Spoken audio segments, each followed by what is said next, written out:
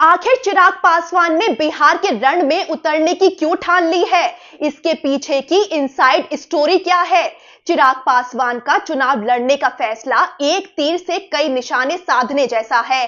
तेजस्वी यादव को चुनौती, नीतीश कुमार की जगह लेने की तैयारी, चाचा से मुकाबला और पार्टी को जमीन पर मजबूत करने की रणनीति छिपी है। चलिए चिराग पासवान के इस फैसले के पीछे छिपी रणनीति आपको एक एक करके समझाते हैं। दरअसल बिहार में जैसे जैसे चुनावी तारीख नजदीक आ रही है, सियासी पारा भी चढ़ता जा रहा है और अब चिराग पासवान ने बड़ा धमाका कर दिया है। लोक जनशक्ति पार्टी रामविलास के नेता चिराग पासवान ने विधानसभा चुनाव लड़ने का ऐलान कर दिया है। चिराग पासवान पहली बार विधानसभा चुनाव लड़ने जा रहे हैं।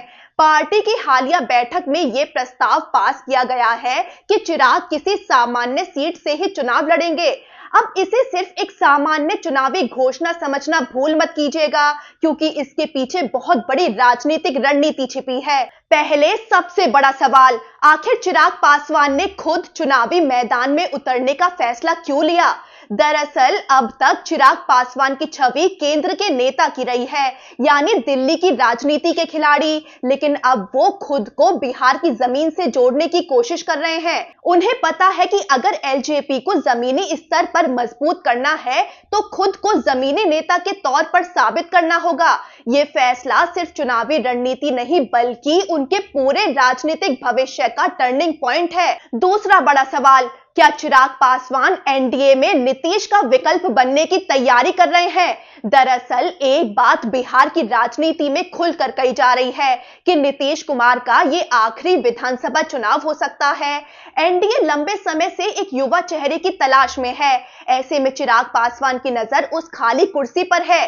वो नीतीश कुमार की सियासी जमीन पर अपने लिए जगह बनाना चाहते हैं, ताकि आने वाले वक्त में एनडीए के अंदर एक मजबूत और संभावित मुख्यमंत्री चेहरा बनकर उभर सके। फिर आता है एक और बड़ा सवाल कि क्या तेजस्वी यादव को टक्कर देने की तैयारी हो रही है? दरअसल चिराग पासवान के सामने एक और चुनौती है, तेजस्वी यादव। तेजस्वी यादव खुद को बिहार के नेता के तौर पर पहले ही स्थापित कर चुके हैं। वहीं चिराग पासवान केंद्र में मंत्री होने के बाद अब तक दिल्ली वाले नेता माने जाते रहे हैं, लेकिन अब चिराग पासवान की पूरी कोशिश ये है कि वो बिहार फर्स्ट, बिहारी फर्स्ट के नारे के साथ युवा और दलित वोट बैंक को साधे, खास तौर पर पासवान समुदाय को। लेकिन इस नारे पर जनता तभी भरोसा करेगी जब चिराग पासवान खुद चुनावी मैदान में नजर आएंगे, और अब वो घड़ी आ गई है जब चिराग ने ये फैसला कर लिया है।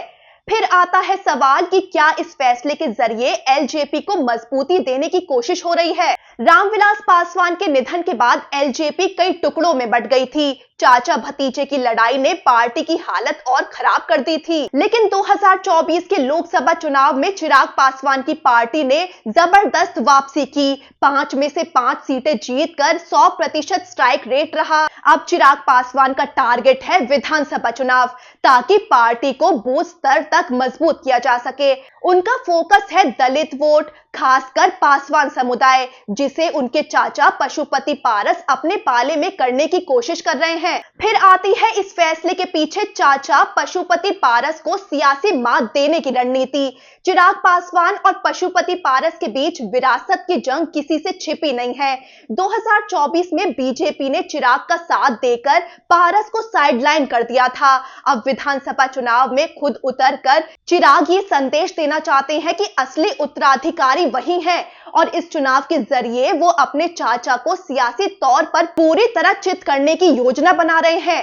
फिर आती है रणनीति 2030 को लेकर प्लानिंग और जमीनी नेता की छवि बनाना। ये चुनाव सिर्फ 2025 का नहीं है, बल्कि 2030 के लिए भी बेहद अहम है।